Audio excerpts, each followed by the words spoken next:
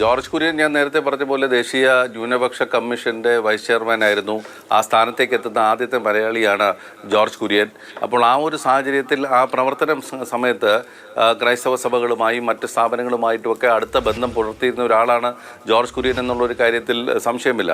വളരെ മൈൽഡ് മാനേർഡായിട്ട് മാന്യമായി ജനങ്ങളുമായി ഇടപഴകുന്ന ജോർജ് കുര്യനെ സംബന്ധിച്ചിടത്തോളം ഈ മണിപ്പൂരുമായി ബന്ധപ്പെട്ടുണ്ടായി ആ സമുദായവുമായി BJPക്ക് ഉണ്ടായിട്ടുള്ള അകൽച്ച അത് പരിഹരിക്കുന്നതിന് ജോർജ് കുര്യന് കഴിയുമെന്നുള്ളൊരു ഒരു വിലയിരുത്തലാണ് BJPക്ക് ഉള്ളത്. അതോടൊപ്പം തന്നെ കേരളത്തിൽ ലഭിച്ച തൃശ്ശൂർ അടക്കമുള്ള മണ്ഡലങ്ങളിൽ പത്തനംതിട്ടയിൽ ലഭിച്ച വോട്ട് ശതമാനം അത് വലിയ തോതിൽ വർദ്ധിപ്പിക്കാൻ കഴിഞ്ഞത് അപ്പോൾ ഒരു പ്രത്യേക സമുദായത്തിനിടയിലേക്ക് ഇറങ്ങിച്ചെല്ലാൻ കഴിയുന്ന ഒരു പാലമായി ജോർജ് കുര്യൻ പ്രവർത്തിക്കും എന്നുള്ളതാണ്. ആ പരീക്ഷണം നേരത്തെ അവർ നടത്തിയിരുന്നത് അൽഫോൺസ് കണ്ണന്താനത്തെ വെച്ചായിരുന്നു. പക്ഷേ അത് വലിയ തോതിൽ വിജയിക്കുന്നില്ല എന്ന് കണ്ടു തന്നെയാണ് പാർട്ടിയുമായി അടുത്ത് ബന്ധമുള്ള ഒരാളിലേക്ക് തന്നെ കാര്യങ്ങൾ കേന്ദ്രീകരിക്കുന്നത്.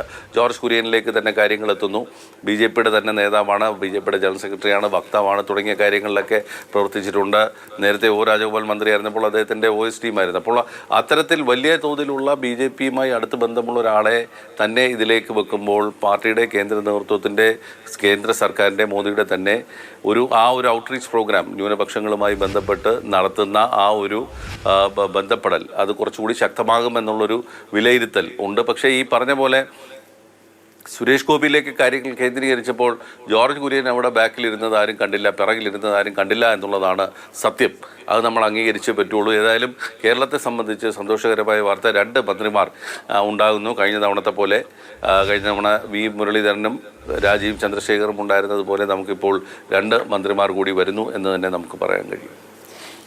ജോർജ് കുര്യനെ സംബന്ധിച്ചിപ്പോൾ അദ്ദേഹത്തിന് ഈ സ്ഥാനം വരുമ്പോൾ അടുത്ത തെരഞ്ഞെടുപ്പുകളിൽ എങ്ങനെ പാർട്ടിക്ക് അതിൻ്റെ ഒരു വിജയസാധ്യതയെ കൂട്ടിക്കൊണ്ടുവരാൻ ഇത് ഉപകരിക്കുമെന്നതിനൊപ്പം തന്നെ സജീവമായി BJP പ്രവർത്തനത്തിലേക്ക് ക്രിസ്ത്യൻ സമൂഹത്തിൽ നിന്ന് കൂടുതൽ ആളുകളെ കൊണ്ടുവരിക, അങ്ങനെയുള്ള ഒരു പൊളിറ്റിക്കൽ സ്ട്രാറ്റജി കൂടി അദ്ദേഹത്തിലൂടെ വർക്കൗട്ട് ചെയ്യാൻ BJP ശ്രമിക്കുന്നുണ്ടാകുമോ? അതോ കൃത്യമായി ആ സമൂഹത്തെ അവർക്കൊരു പ്രാതിനിധ്യം കിട്ടുന്നു എന്ന ഒരു ഉറപ്പുവരുത്തൽ മാത്രമാണോ?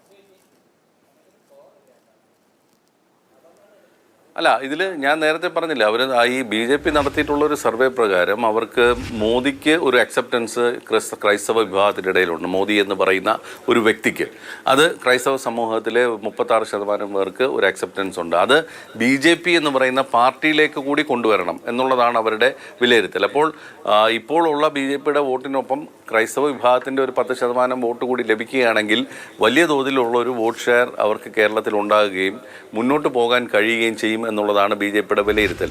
BJP ഇപ്പോൾ ഒരു മതിലിൻ്റെ മുമ്പിൽ നിൽക്കുകയാണ്. ആ മതിൽ പൊളിച്ച് മുമ്പോട്ട് പോകാതെ BJPക്ക് കേരളത്തിൽ വളരാൻ കഴിയില്ല.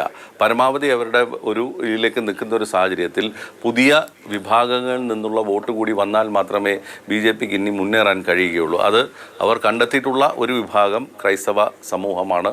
ക്രൈസ്തവ സമൂഹവുമായി അടുത്ത ബന്ധം പുലർത്തി അതിലേക്ക് കടന്നു കയറി അവരുടെ പിന്തുണ ലഭിച്ചു കഴിഞ്ഞാൽ മുന്നോട്ട് പോകാൻ കഴിയും എന്നുള്ളൊരു വിലയിരുത്തൽ BJPക്കുണ്ട്.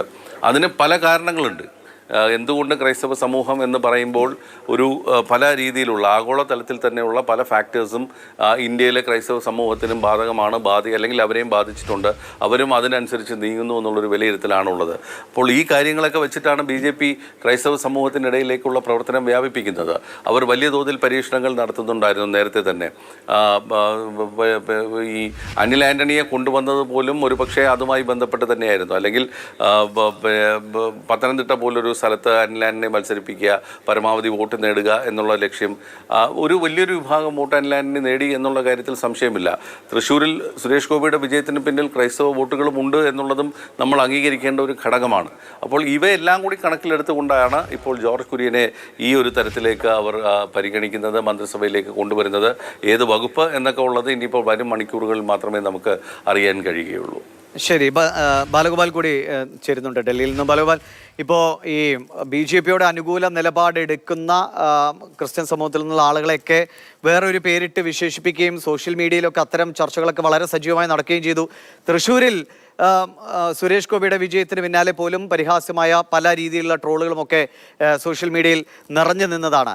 എങ്ങനെയാണ് ഈ ഒരു സാഹചര്യത്തിൽ അത്തരം വിളികൾക്കോ അത്തരം ആക്ഷേപങ്ങൾക്കോ ഒക്കെ ഉള്ളൊരു ചെക്ക് കൂടിയായി BJPയുടെ ഭാഗത്തുനിന്ന് വരുന്നത് കൂടിയാണോ ജോർജ് കുര്യനുള്ള ഈ മന്ത്രിസ്ഥാനം? പക്ഷേ ബി ജെ പി നേതാക്കൾക്കിടയിൽ പോലും ഈ ക്രൈസ്തവ സഭാ മേലധ്യക്ഷന്മാർക്ക് ഇത്രത്തോളം ഈ അംഗീകരിക്കുന്ന അല്ലെങ്കിൽ സ്വാധീനം ചെലുത്താൻ വേണ്ടി കഴിയുന്ന മറ്റൊരു നേതാവ് ഉണ്ടോ എന്ന കാര്യം സംശയമാണ്. അദ്ദേഹം 5 വർഷം ദേശീയ ന്യൂനപക്ഷ കമ്മീഷൻ അംഗമായി പ്രവർത്തിച്ചിരുന്ന കാലത്താണ് ഈ കേരളത്തിലെ പല ക്രൈസ്തവ സഭകളെയും ഈ ബി ജെ പിയുമായി അടുപ്പിക്കുന്നതിൽ നിർണായക പങ്കായിരുന്നു അദ്ദേഹം വഹിച്ചിരുന്നത്.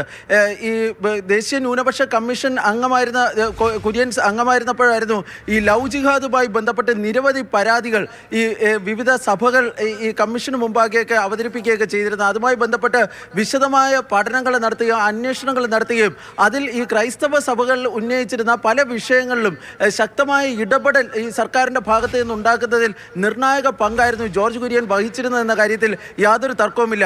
ഈ സാധാരണയൊക്കെ ഈ ബി ജെ പി നേതാക്കളിൽ, കേരളത്തിലെ ബി ജെ പി നേതാക്കളിൽ നിന്നൊക്കെ ഒരു വ്യത്യസ്തമായ ഒരു ഘടകം ജോർജ് കുര്യനെ സംബന്ധിച്ചിടത്തോളം പറയാൻ വേണ്ടി കഴിയുന്നത് അദ്ദേഹം എന്നും വിവാദങ്ങളിൽ നിന്ന് അകന്നു നിൽക്കുന്ന ഒരു നേതാവാണ്.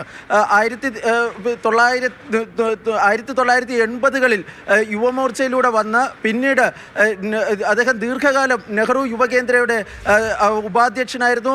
ഉമാഭാരതി യുവമോർച്ചയുടെ ദേശീയ അധ്യക്ഷയായിരുന്ന സമയത്ത് അവരോടൊപ്പം പ്രവർത്തിച്ച പാരമ്പര്യമുള്ള നേതാവായിരുന്നു. ആ കാലഘട്ടത്തിലൊക്കെ ഈ കേരളത്തിലെ ഈ ക്രൈസ്തവ വിഭാഗത്തിൽപ്പെട്ടവരൊന്നും ബി ജെ പിയെ കുറിച്ച് ആലോചിക്കുകയോ അല്ലെങ്കിൽ ബി ജെ പിയിലേക്ക് വരികയോ ഒന്നും ചെയ്യാതിരുന്ന കാലഘട്ടം മുതൽ ഈ ബി ജെ പിയിൽ സജീവമായിരുന്ന ഒരു നേതാവ് കൂടിയായിരുന്നു ജോർജ് കുര്യൻ. ഈ ജോർജ് കുര്യൻ്റെ പേര് ഒരു ഘട്ടത്തിൽ പോലും ഈ 3ാം നരേന്ദ്രമോദി സർക്കാരിൻ്റെ ഈ രൂപീകരണവുമായി ബന്ധപ്പെട്ട് ഉയർന്നു വന്നിരുന്നില്ല എന്നതാണ് മറ്റൊരു പ്രധാനപ്പെട്ട കാര്യം. കാരണം പേരുകളും, അതായത് തെരഞ്ഞെടുപ്പിൽ തോറ്റ അനിൽ ആന്റണിയുടെ പേരുകൾ പോലും ഡൽഹിയിലൊക്കെ ഇങ്ങനെ പലരും ഒരു സംശയമായി, അതായത് അദ്ദേഹത്തെ ഉൾക്കൊള്ളിക്കാനുള്ള സാധ്യതയുണ്ട്. അതുപോലെ തന്നെ ഗോവയിൽ നിന്നുള്ള ചില നേതാക്കളുടെ പേരുകൾ പറഞ്ഞു കേട്ടിരുന്നു. വടക്ക് കിഴക്കൻ സംസ്ഥാനങ്ങളിൽ നിന്ന് ചിലരെ കൊണ്ടുവരാൻ സാധ്യതയുണ്ട് എന്നൊക്കെ പറഞ്ഞു കേട്ടിരുന്നു. പക്ഷേ ജോർജ് കുര്യൻ അക്ഷരാർത്ഥത്തിൽ ഒരു സർപ്രൈസ് കാൻഡിഡേറ്റ് ആയിട്ടാണ് ഇപ്പോൾ ഈ മന്ത്രിസഭയിലേക്ക് വരുന്നത് എന്ന കാര്യത്തിൽ യാതൊരു തർക്കവുമില്ല.